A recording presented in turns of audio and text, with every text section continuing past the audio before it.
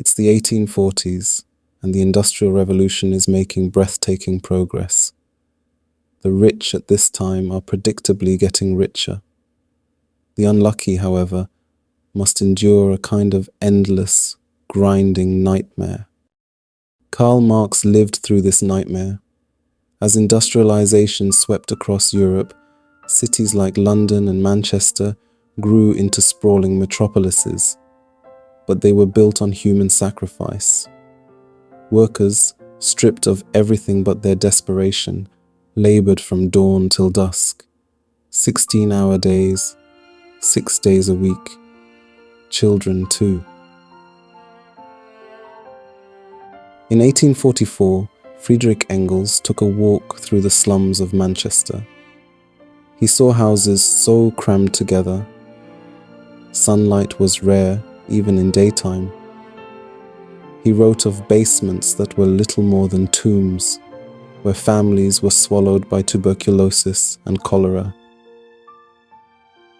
Karl Marx, exiled in Brussels, was dissecting the anatomy of capitalism. He called it a vampire, draining the lifeblood from the proletariat, the working class. He saw the ceaseless waves of strikes and uprisings, from France to Germany and Britain, all crying for basic dignity. The question was never if the system would crack, but when. In 1847, Marx and Engels joined the Communist League and dropped the Communist Manifesto in early 1848, just in time for Europe to catch fire with revolution. The League's flag was simply, or not so simply, blood red. It symbolized the blood of workers who had fought, and often died for their rights. Days after the release of the manifesto, France erupted with uprisings. Although the 1848 French Revolution wasn't triggered by the Communist Manifesto, Europe was a storm waiting to break. Poverty was rising, empires were brittle, and the people were vengeful. Revolt was in the air long before Marx and Engels put pen to paper. Their manifesto didn't light the flame, but landed right as the fire spread. It gave voice to an era already on edge. We read the Communist Manifesto because Marx and Engels saw, as we do now, a system that eats people alive. They weren't perfect prophets, but they captured something raw about the human condition. They believed that workers deserved to live fully and with minimal suffering. And maybe those ideas are worth a second look in our world too.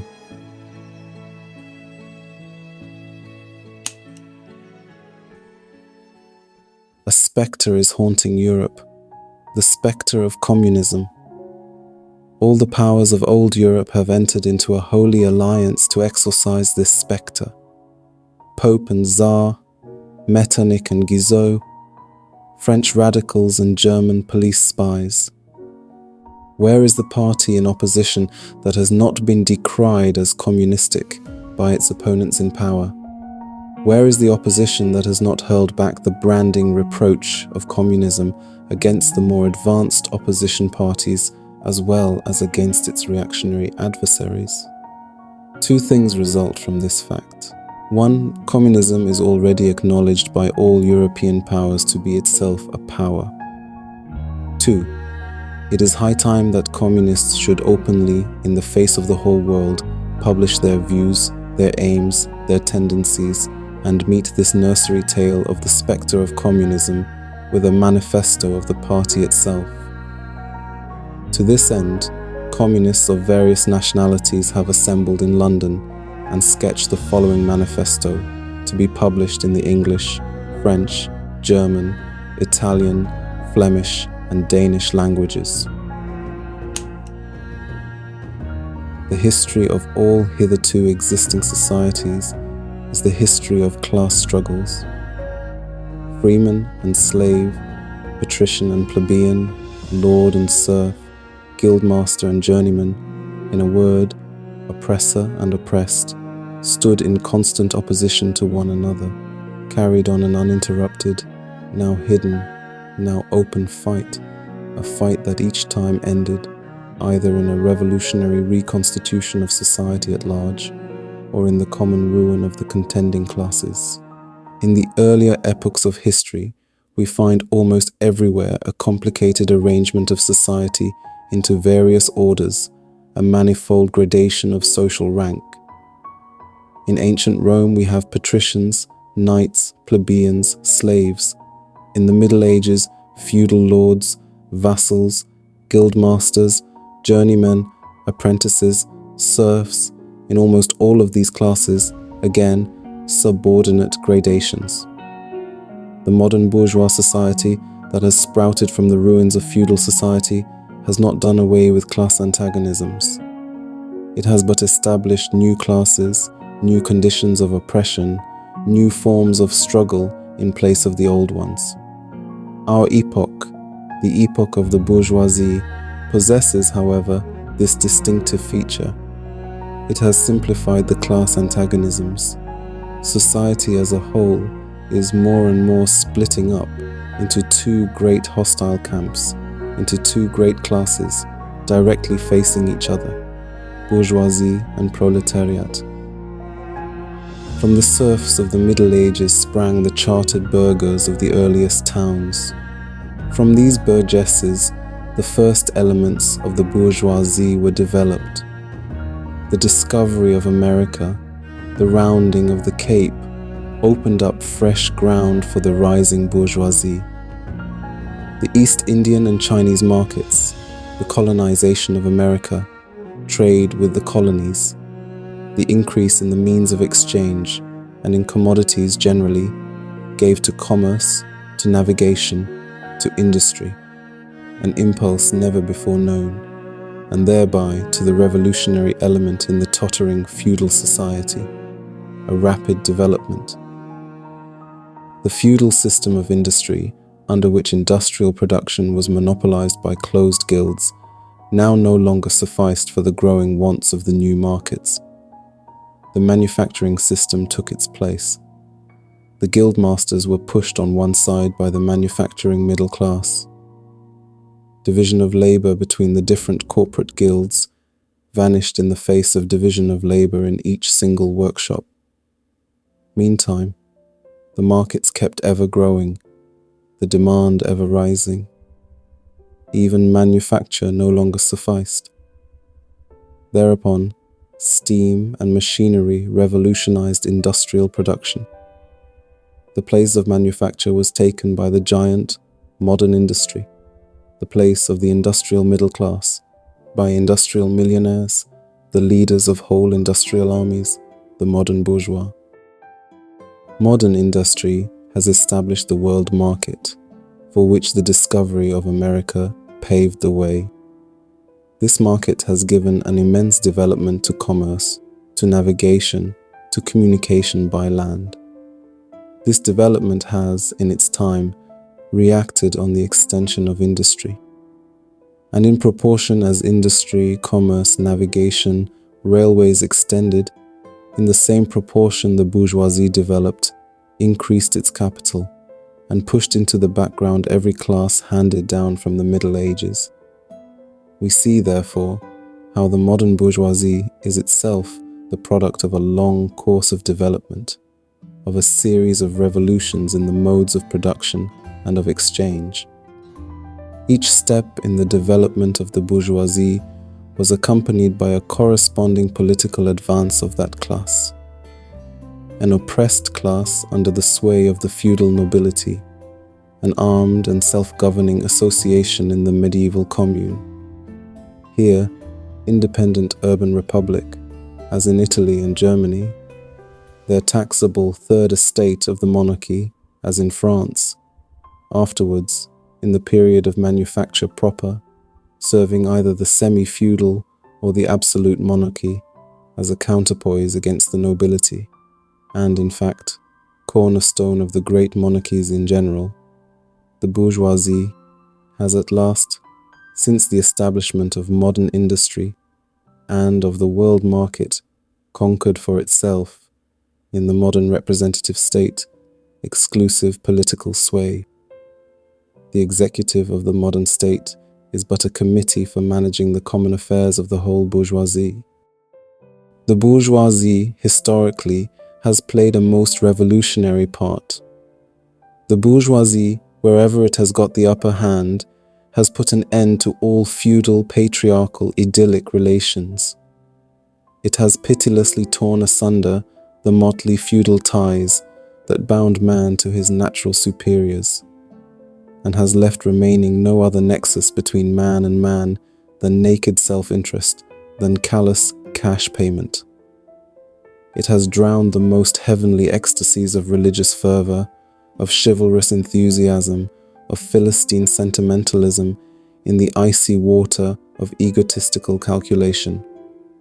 It has resolved personal worth into exchange value, and in place of the numberless and indefeasible chartered freedoms, has set up that single, unconscionable freedom: free trade. In one word, for exploitation, veiled by religious and political illusions, naked, shameless, direct, brutal exploitation. The bourgeoisie has stripped of its halo every occupation hitherto honored and looked up to with reverent awe. It has converted the physician, the lawyer, the priest, the poet, the man of science into its paid wage laborers. The bourgeoisie has torn away from the family its sentimental veil, and has reduced the family relation to a mere money relation. The bourgeoisie has disclosed how it came to pass that the brutal display of vigor in the Middle Ages, which reactionists so much admire, found its fitting complement in the most slothful indolence. It has been the first to show what man's activity can bring about. It has accomplished wonders far surpassing Egyptian pyramids, Roman aqueducts, and Gothic cathedrals. It has conducted expeditions that put in the shade all former exoduses of nations and crusades. The bourgeoisie cannot exist without constantly revolutionizing the instruments of production, and thereby the relations of production, and with them the whole relations of society. Conservation of the old modes of production in unaltered form was, on the contrary, the first condition of existence for all earlier industrial classes. Constant revolutionizing of production, uninterrupted disturbance of all social conditions, everlasting uncertainty and agitation distinguish the bourgeois epoch from all earlier ones. All fixed, fast-frozen relations, with their train of ancient and venerable prejudices and opinions, are swept away. All new-formed ones become antiquated before they can ossify. All that is solid melts into air. All that is holy is profaned, and man is at last compelled to face with sober senses his real conditions of life and his relations with his kind. The need of a constantly expanding market for its products chases the bourgeoisie over the whole surface of the globe. It must nestle everywhere, settle everywhere, establish connections everywhere. The bourgeoisie has, through its exploitation of the world market, given a cosmopolitan character to production and consumption in every country. To the great chagrin of reactionists, it has drawn from under the feet of industry the national ground on which it stood. All old established national industries have been destroyed or are daily being destroyed. They are dislodged by new industries, whose introduction becomes a life and death question for all civilized nations, by industries that no longer work up indigenous raw material, but raw material drawn from the remotest zones. Industries whose products are consumed not only at home, but in every quarter of the globe. In place of the old wants, satisfied by the productions of the country, we find new wants, requiring for their satisfaction the products of distant lands and climes. In place of the old local and national seclusion and self-sufficiency, we have intercourse in every direction, universal interdependence of nations. And as in material, so also in intellectual production. the intellectual creations of individual nations become common property. National one-sidedness and narrow-mindedness become more and more impossible. And from the numerous national and local literatures, there arises a world literature. The bourgeoisie, by the rapid improvement of all instruments of production, by the immensely facilitated means of communication, draws all, even the most barbarian, nations into civilization. The cheap prices of its commodities are the heavy artillery with which it batters down all Chinese walls, with which it forces the barbarians' intensely obstinate hatred of foreigners to capitulate. It compels all nations, on pain of extinction, to adopt the bourgeois mode of production. It compels them to introduce what it calls civilization into their midst, i.e., to become bourgeois themselves. In one word, it creates a world after its own image. The bourgeoisie has subjected the country to the rule of the towns. It has created enormous cities, has greatly increased the urban population as compared with the rural, and has thus rescued a considerable part of the population from the idiocy of rural life. Just as it has made the country dependent on the towns, so it has made barbarian and semi-barbarian countries dependent on the civilized ones. Nations of peasants on nations of bourgeois, the East on the West. The bourgeoisie keeps more and more doing away with the scattered state of the population, of the means of production, and of property. It has agglomerated production and has concentrated property in a few hands. The necessary consequence of this was political centralization. Independent, or but loosely connected provinces, with separate interests, laws, governments, and systems of taxation, became lumped together into one nation, with one government, one code of laws, one national class interest, one frontier, and one customs tariff. The bourgeoisie, during its rule of scarce 100 years, has created more massive and more colossal productive forces than have all preceding generations together. Subjection of nature's forces to man, machinery, application of chemistry to industry and agriculture, steam navigation, railways, electric telegraphs, clearing of whole continents for cultivation, canalization of rivers, whole populations conjured out of the ground. What earlier century had even a presentiment that such productive forces slumbered in the lap of social labor? We see then the means of production and of exchange on whose foundation the bourgeoisie built itself up were generated in feudal society. At a certain stage in the development of these means of production and of exchange, the conditions under which feudal society produced and exchanged, the feudal organization of agriculture and manufacturing industry. In one word, the feudal relations of property became no longer compatible with the already developed productive forces. They became so many fetters. They had to be burst asunder. They were burst asunder. Into their place stepped free competition, accompanied by a social and political constitution adapted to it, and by the economical and political sway of the bourgeois class. A similar movement is going on before our own eyes. Modern bourgeois society, with its relations of production, of exchange, and of property, a society that has conjured up such gigantic means of production and of exchange, is like the sorcerer, who is no longer able to control the powers of the netherworld, whom he has called up by his spells. For many a decade past, the history of industry and commerce is but the history of the revolt of modern productive forces against modern conditions of production, against the property relations that are the conditions for the existence of the bourgeoisie and of its rule. It is enough to mention the commercial crises that by their periodical return put on its trial, each time more threateningly, the existence of the entire bourgeois society. In these crises, a great part, not only of the existing products, but also of the previously created productive forces, are periodically destroyed.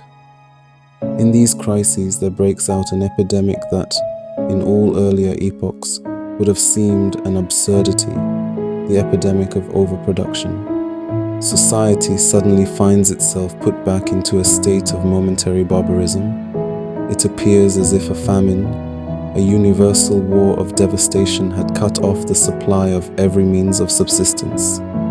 Industry and commerce seem to be destroyed. And why? Because there is too much civilization, too much means of subsistence, too much industry, too much commerce. The productive forces at the disposal of society no longer tend to further the development of the conditions of bourgeois property. On the contrary, they have become too powerful for these conditions by which they are fettered, and so soon as they overcome these fetters, they bring disorder into the whole of bourgeois society, endanger the existence of bourgeois property. The conditions of bourgeois society are too narrow to comprise the wealth created by them. And how does the bourgeoisie get over these crises? On the one hand, enforced destruction of a mass of productive forces. On the other, by the conquest of new markets and by the more thorough exploitation of the old ones. That is to say, by paving the way for more extensive and more destructive crises, and by diminishing the means whereby crises are prevented. The weapons with which the bourgeoisie felled feudalism to the ground are now turned against the bourgeoisie itself. But not only has the bourgeoisie forged the weapons that bring death to itself, it has also called into existence the men who are to wield those weapons, the modern working class, the proletarians. In proportion as the bourgeoisie, i.e. capital, is developed, in the same proportion is the proletariat, the modern working class, developed, a class of laborers who live only so long as they find work, and who find work only so long as their labor increases capital.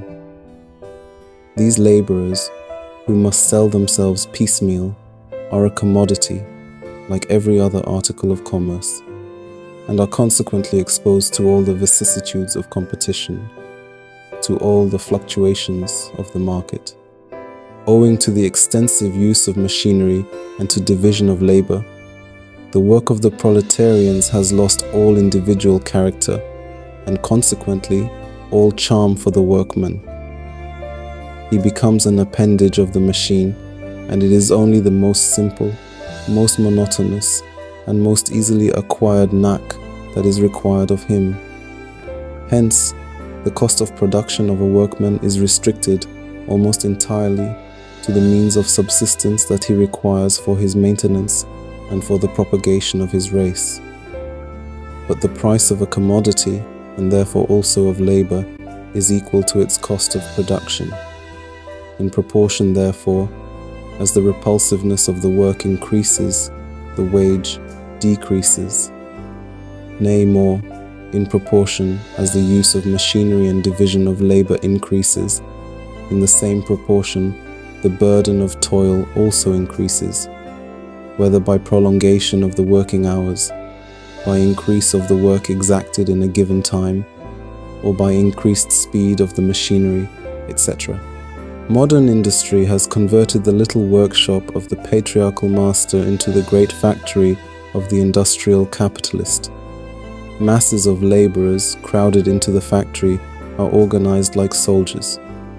As privates of the industrial army, they are placed under the command of a perfect hierarchy of officers and sergeants. Not only are they slaves of the bourgeois class and of the bourgeois state, they are daily and hourly enslaved by the machine, by the overlooker, and above all, by the individual bourgeois manufacturer himself. The more openly this despotism proclaims gain to be its end and aim, the more petty, the more hateful, and the more embittering it is. The less the skill and exertion of strength implied in manual labor. In other words, the more modern industry becomes developed, the more is the labor of men superseded by that of women. Differences of age and sex have no longer any distinctive social validity for the working class. All are instruments of labor, more or less expensive to use according to their age and sex. No sooner is the exploitation of the laborer by the manufacturer so far at an end that he receives his wages in cash than he is set upon by the other portions of the bourgeoisie, the landlord, the shopkeeper, the pawnbroker, etc. The lower strata of the middle class, the small tradespeople, shopkeepers, retired tradesmen generally, the handicraftsmen and peasants, all these sink gradually into the proletariat, partly because their diminutive capital does not suffice for the scale on which modern industry is carried on, and is swamped in the competition with the large capitalists, partly because their specialized skill is rendered worthless by the new methods of production. Thus, the proletariat is recruited from all classes of the population. The proletariat goes through various stages of development. With its birth begins its struggle with the bourgeoisie. At first, the contest is carried on by individual laborers, then by the work people of a factory, then by the operatives of one trade, in one locality, against the individual bourgeois, who directly exploits them. They direct their attacks not against the bourgeois conditions of production, but against the instruments of production themselves. They destroy imported wares that compete with their labor.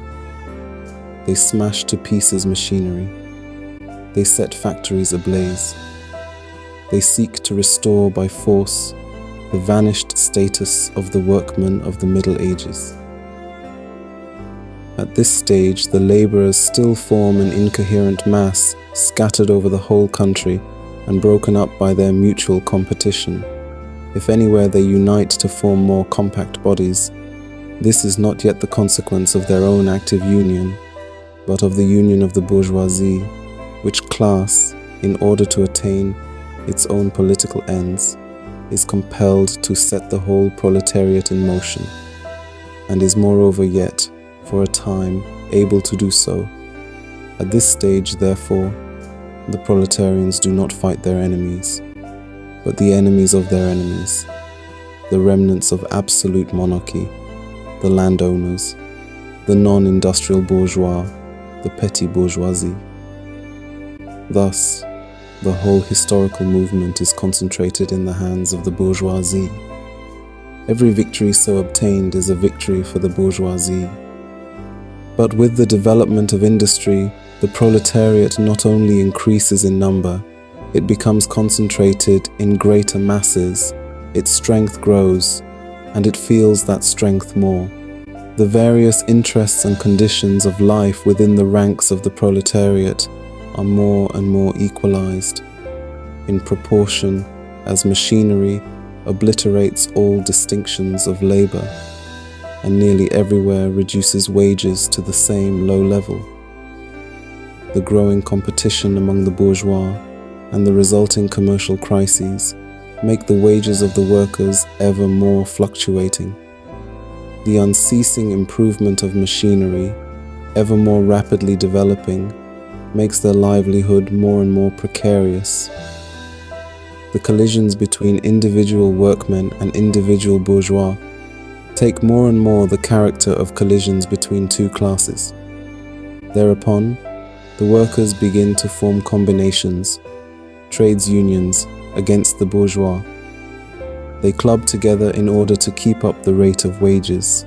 They found permanent associations in order to make provision beforehand for these occasional revolts. Here and there the contest breaks out into riots. Now and then the workers are victorious, but only for a time. The real fruit of their battles lies, not in the immediate result, but in the ever-expanding union of the workers.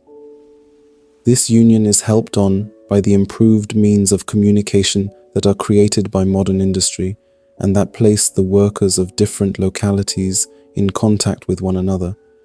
It was just this contact that was needed to centralize the numerous local struggles, all of the same character, into one national struggle between classes.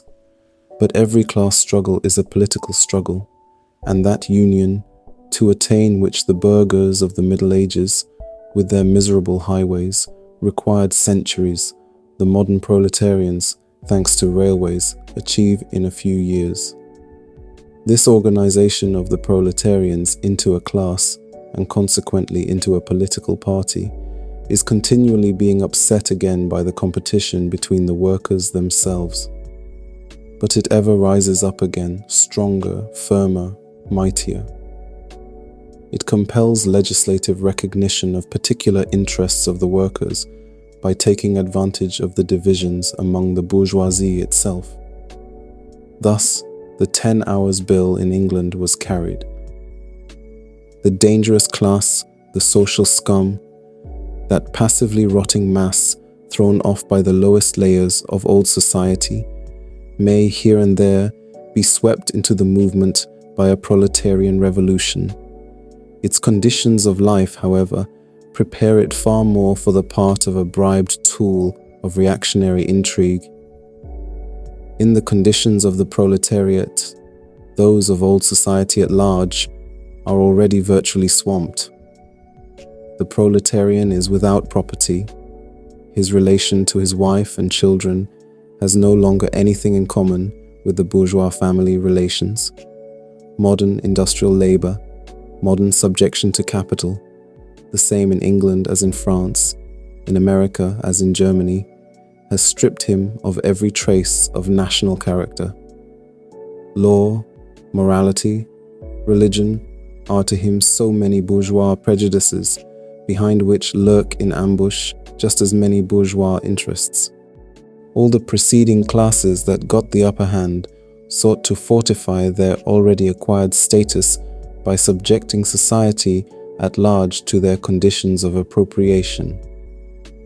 The proletarians cannot become masters of the productive forces of society except by abolishing their own previous mode of appropriation, and thereby also every other previous mode of appropriation. They have nothing of their own to secure and to fortify. Their mission is to destroy all previous securities for, and insurances of, individual property. All previous historical movements were movements of minorities, or in the interests of minorities. The proletarian movement is the self-conscious, independent movement of the immense majority, in the interests of the immense majority. The proletariat, the lowest stratum of our present society, cannot stir, cannot raise itself up without the whole superincumbent strata of official society being sprung into the air. Though not in substance yet in form, the struggle of the proletariat with the bourgeoisie is at first a national struggle. The proletariat of each country must, of course, first of all settle matters with its own bourgeoisie. Altogether, collisions between the classes of the old society further, in many ways, the course of development of the proletariat. The bourgeoisie finds itself involved in a constant battle, at first with the aristocracy, later on with those portions of the bourgeoisie itself, whose interests have become antagonistic to the progress of industry, at all times with the bourgeoisie of foreign countries. In all these battles, it sees itself compelled to appeal to the proletariat, to ask for its help, and thus to drag it into the political arena. The bourgeoisie itself, therefore, supplies the proletariat with its own instruments of political and general education. In other words, it furnishes the proletariat with weapons for fighting the bourgeoisie. Further, as we have already seen, entire sections of the ruling classes are, by the advance of industry, precipitated into the proletariat, or are at least threatened in their conditions of existence. These also supply the proletariat with fresh elements of enlightenment and progress. Finally, in times when the class struggle nears the decisive hour, The process of dissolution going on within the ruling class, in fact within the whole range of society, assumes such a violent, glaring character that a small section of the ruling class cuts itself adrift and joins the revolutionary class, the class that holds the future in its hands. Just as, therefore, at an earlier period, a section of the nobility went over to the bourgeoisie, so now a portion of the bourgeoisie goes over to the proletariat, and in particular a portion of the bourgeois ideologists, who have raised themselves to the level of comprehending theoretically the historical movement as a whole. Of all the classes that stand face to face with the bourgeoisie today, the proletariat alone is a really revolutionary class. The other classes decay and finally disappear in the face of modern industry. The proletariat is its special and essential product. The lower middle class, the small manufacturer, the shopkeeper, the artisan, the peasant, all these fight against the bourgeoisie to save from extinction their existence as fractions of the middle class.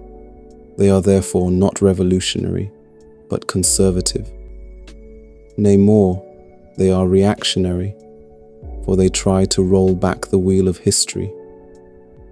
If by chance they are revolutionary, they are so only in view of their impending transfer into the proletariat. They thus defend not their present, but their future interests. They desert their own standpoint to place themselves at that of the proletariat. In depicting the most general phases of the development of the proletariat, we trace the more or less veiled civil war raging within existing society up to the point where that war breaks out into open revolution, and where the violent overthrow of the bourgeoisie lays the foundation for the sway of the proletariat. Hitherto, every form of society has been based, as we have already seen, on the antagonism of oppressing and oppressed classes. But in order to oppress a class, certain conditions must be assured to it, under which it can, at least, continue its slavish existence.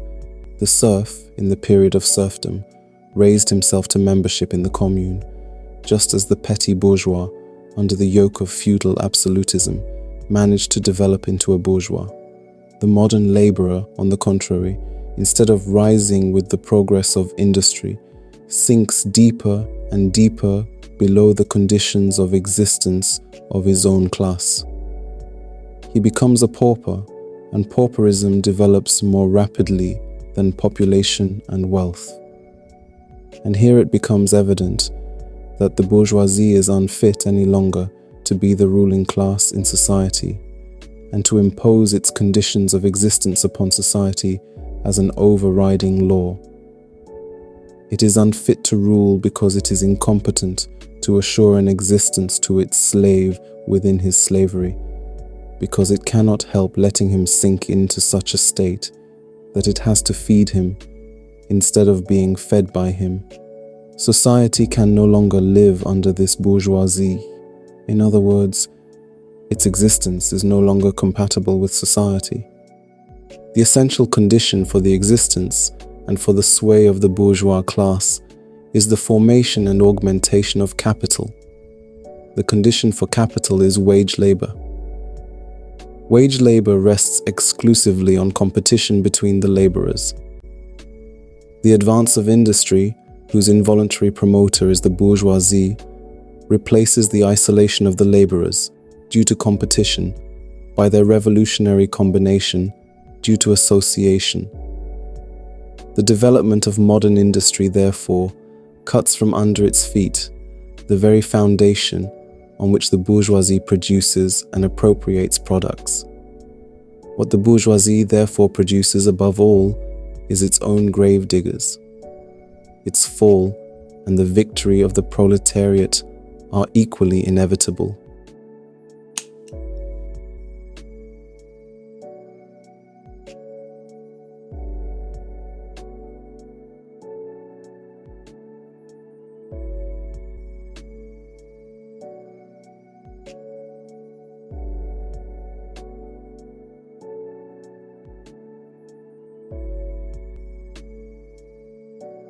relation do the communists stand to the proletarians as a whole?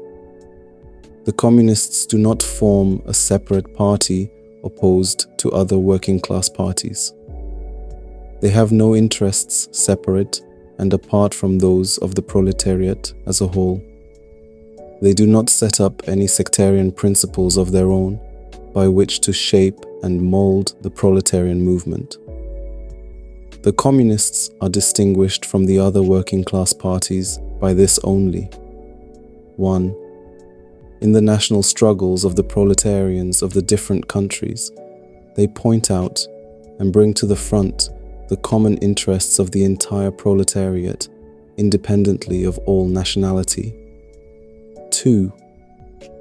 In the various stages of development, which the struggle of the working class against the bourgeoisie has to pass through, they always and everywhere represent the interests of the movement as a whole. The communists, therefore, are on the one hand, practically, the most advanced and resolute section of the working class parties of every country, that section which pushes forward all others. On the other hand, theoretically, they have over the great mass of the proletariat the advantage of clearly understanding the line of march, the conditions, and the ultimate general results of the proletarian movement. The immediate aim of the communist is the same as that of all the other proletarian parties: formation of the proletariat into a class, overthrow of the bourgeois supremacy, conquest of political power by the proletariat. The theoretical conclusions of the communists are in no way based on ideas or principles that have been invented or discovered by this or that would-be universal reformer.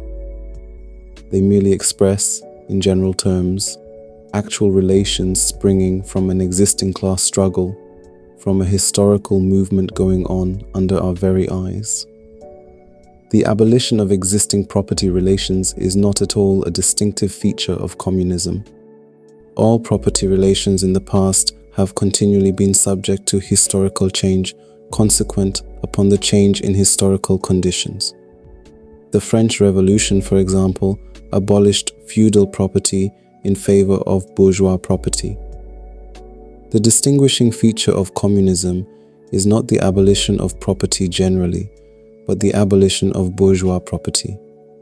But modern bourgeois private property is the final and most complete expression of the system of producing and appropriating products that is based on class antagonisms, on the exploitation of the many by the few. In this sense, the theory of the communists may be summed up in the single sentence: abolition of private property. We communists have been reproached with the desire of abolishing the right of personally acquiring property as the fruit of a man's own labor, which property is alleged to be the groundwork of all personal freedom, activity, and independence. Hard-won, self-acquired, self-earned property. Do you mean the property of the petty artisan and of the small peasant, a form of property that preceded the bourgeois form? There is no need to abolish that. The development of industry has to a great extent already destroyed it, and is still destroying it daily. Or do you mean modern bourgeois private property? But does wage labor create any property for the laborer? Not a bit. It creates capital, i.e. that kind of property which exploits wage labor, and which cannot increase except upon condition of begetting a new supply of wage labor for fresh exploitation. Property in its present form is based on the antagonism of capital and wage labor. Let us examine both sides of this antagonism. To be a capitalist is to have not only a purely personal but a social status in production. Capital is a collective product, and only by the united action of many members, nay, in the last resort, only by the united action of all members of society, can it be set in motion. Capital is therefore not a personal, it is a social power. When therefore capital is converted into common property, into the property of all members of society, personal property is not thereby transformed into social property. It is only the social character of the property that is changed. It loses its class character. Let us now take wage labor.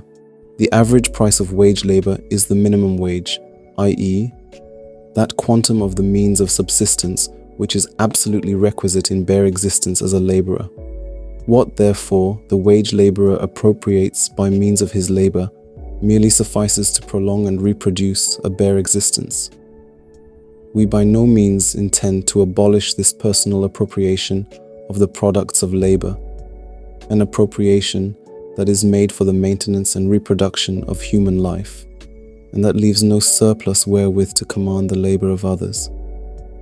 All that we want to do away with is the miserable character of this appropriation, under which the laborer lives merely to increase capital, and is allowed to live only in so far as the interest of the ruling class requires it. In bourgeois society, living labor is but a means to increase accumulated labor.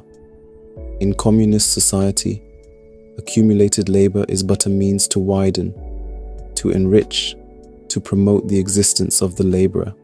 In bourgeois society, therefore, the past dominates the present.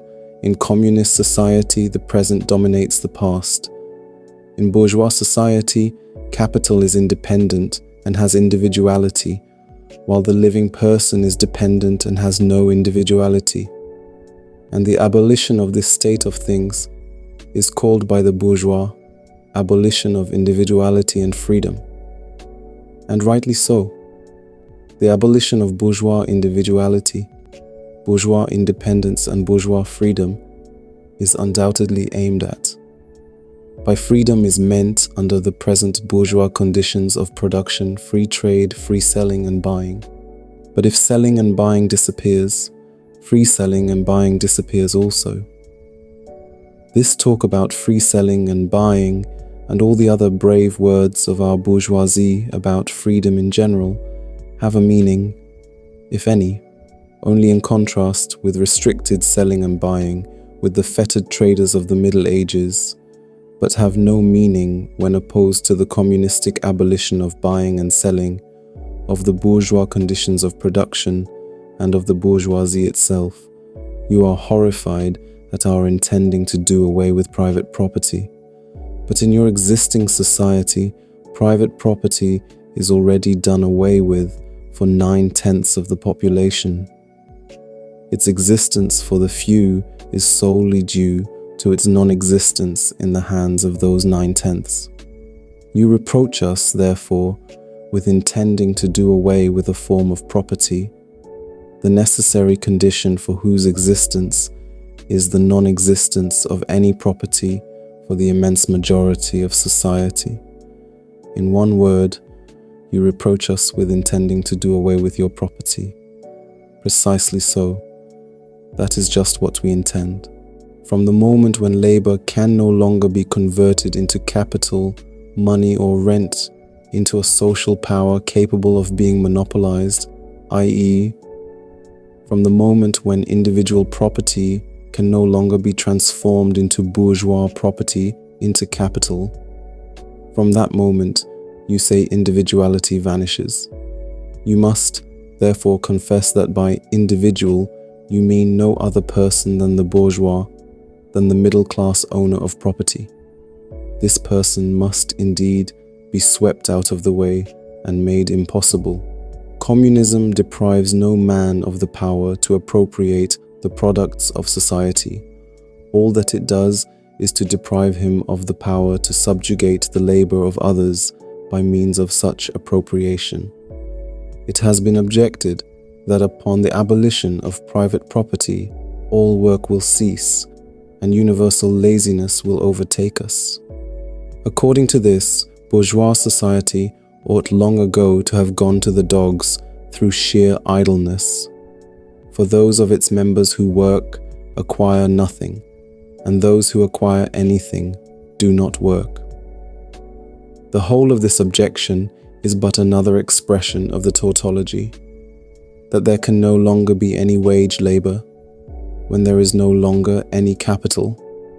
All objections urged against the communistic mode of producing and appropriating material products have in the same way been urged against the communistic modes of producing and appropriating intellectual products.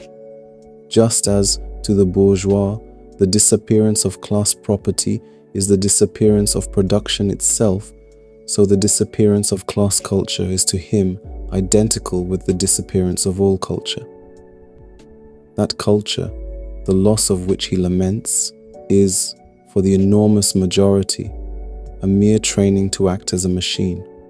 But don't wrangle with us so long as you apply to our intended abolition of bourgeois property the standard of your bourgeois notions of freedom, culture, law, etc. Your very ideas are but the outgrowth of the conditions of your bourgeois production and bourgeois property, just as your jurisprudence is but the will of your class made into a law for all, a will whose essential character and direction are determined by the economical conditions of existence of your class. The selfish misconception that induces you to transform into eternal laws of nature and of reason the social forms springing from your present mode of production and form of property, historical relations that rise and disappear in the progress of production. This misconception you share with every ruling class that has preceded you.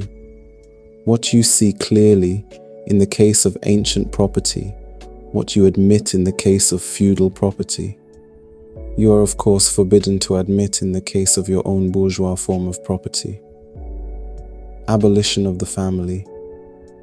Even the most radical flare up at this infamous proposal of the communists. On what foundation is the present family, the bourgeois family, based? On capital, on private gain.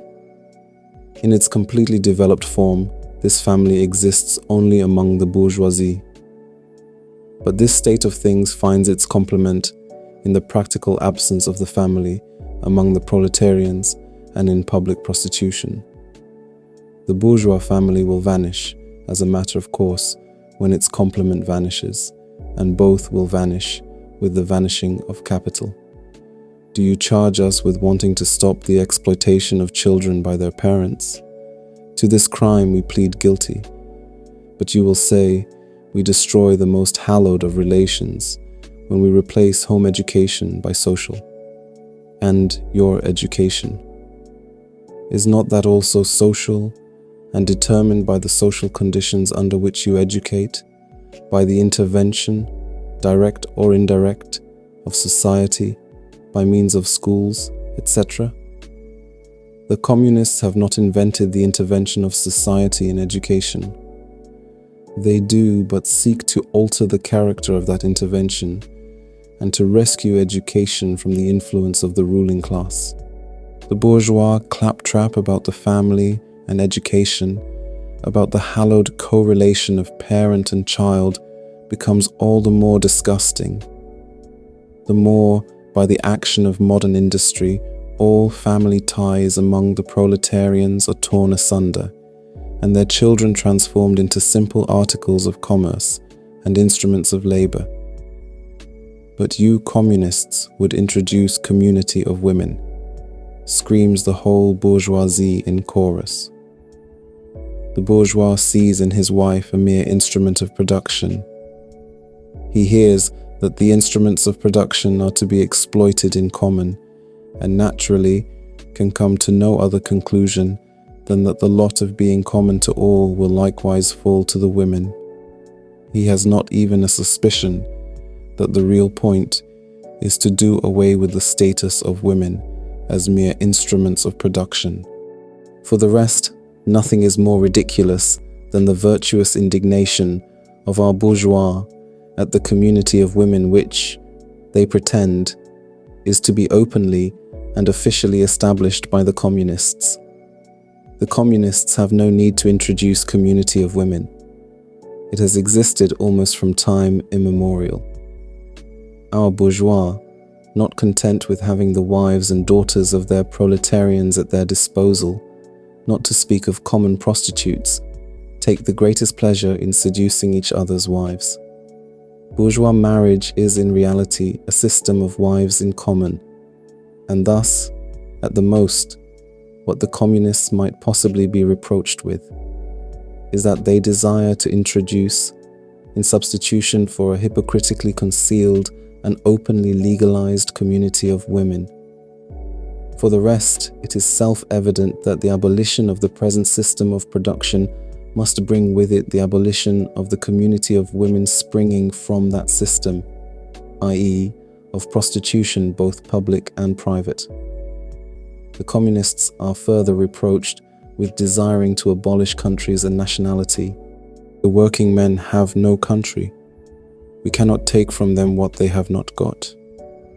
Since the proletariat must first of all acquire political supremacy, must rise to be the leading class of the nation, must constitute itself the nation, it is so far itself national, though not in the bourgeois sense of the word. National differences and antagonisms between peoples are daily more and more vanishing, owing to the development of the bourgeoisie, to freedom of commerce, to the world market, to uniformity in the mode of production and in the conditions of life corresponding thereto. The supremacy of the proletariat will cause them to vanish still faster. United action of the leading civilized countries at least is one of the first conditions for the emancipation of the proletariat. In proportion as the exploitation of one individual by another is put an end to, the exploitation of one nation by another will also be put an end to. In proportion as the antagonism between classes within the nation vanishes, the hostility of one nation to another will come to an end. The charges against communism made from a religious, a philosophical, and generally from an ideological standpoint are not deserving of serious examination. Does it require deep intuition to comprehend that man's ideas, views, and conceptions, in one word, man's consciousness, changes with every change in the conditions of his material existence, in his social relations, and in his social life? What else does the history of ideas prove than that intellectual production changes its character in proportion as material production is changed? The ruling ideas of each age have ever been the ideas of its ruling class. Ideas that revolutionize society, they do but express the fact that within the old society, the elements of a new one have been created, and that the dissolution of the old ideas keeps even pace with the dissolution of the old conditions of existence. When the ancient world was in its last throes, the ancient religions were overcome by Christianity. When Christian ideas succumbed in the 18th century to rationalist ideas, feudal society fought its death battle with the then revolutionary bourgeoisie. The ideas of religious liberty and freedom of conscience merely gave expression to the sway of free competition within the domain of knowledge. Undoubtedly, it will be said, religious, moral, philosophical and juridical ideas have been modified in the course of historical development. But religion, morality, philosophy, political science and law constantly survived this change. There are, besides, eternal truths such as freedom, justice, etc., that are common to all states of society. But communism abolishes eternal truths. It abolishes all religion and all morality, instead of constituting them on a new basis. It therefore acts in contradiction to all past historical experience. What does this accusation reduce itself to? The history of all past society has consisted in the development of class antagonisms that assumed different forms at different epochs. But whatever form they may have taken, one fact is common to all past ages, viz., the exploitation of one part of society by the other. No wonder, then, that the social consciousness of past ages, despite all the multiplicity and variety it displays, moves within certain common forms or general ideas, which cannot completely vanish except with the total disappearance of class antagonisms.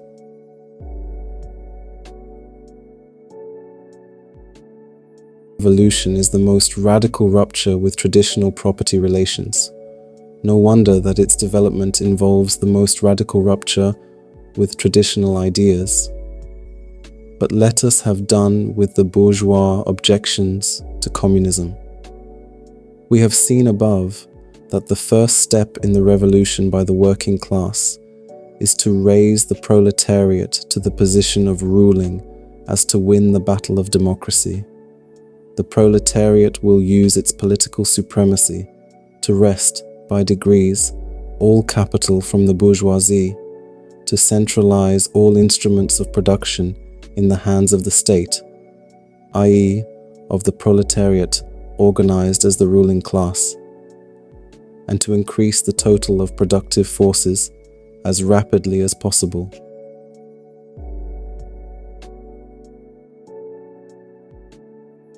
Of course, in the beginning, this cannot be effected except by means of despotic inroads on the rights of property and on the conditions of bourgeois production, by means of measures, therefore, which appear economically insufficient and untenable, but which, in the course of the movement, outstrip themselves, necessitate further inroads upon the old social order, and are unavoidable as a means of entirely revolutionizing the mode of production. These measures will of course be different in different countries. Nevertheless, in the most advanced countries, the following will be pretty generally applicable. 1. Abolition of property in land and application of all rents of land to public purposes. 2. A heavy progressive or graduated income tax. 3. Abolition of all right of inheritance. 4. Confiscation of the property of all emigrants and rebels. 5. Centralization of credit in the hands of the state by means of a national bank with state capital and an exclusive monopoly. 6. Centralization of the means of communication and transport in the hands of the state. 7. Extension of factories and instruments of production owned by the state, the bringing into cultivation of wastelands, and the improvement of the soil generally in accordance with a common plan. 8. Equal liability of all to labor. Establishment of industrial armies, especially for agriculture. 9. Combination of agriculture with manufacturing industries. Gradual abolition of the distinction between town and country by a more equable distribution of the population over the country. 10. Free education for all children in public schools. Abolition of children's factory labor in its present form. Combination of education with industrial production, etc. When, in the course of development, class distinctions have disappeared and all production has been concentrated in the hands of a vast association of the whole nation, the public power will lose its political character. Political power, properly so called, is merely the organized power of one class for oppressing another. If the proletariat during its contest with the bourgeoisie is compelled, by the force of circumstances, to organize itself as a class, if, by means of a revolution, it makes itself the ruling class, and, as such, sweeps away by force the old conditions of production, then it will, along with these conditions, have swept away the conditions for the existence of class antagonisms and of classes generally, and will thereby have abolished its own supremacy as a class. In place of the old bourgeois society, with its classes and class antagonisms, we shall have an association in which the free development of each is the condition for the free development of all.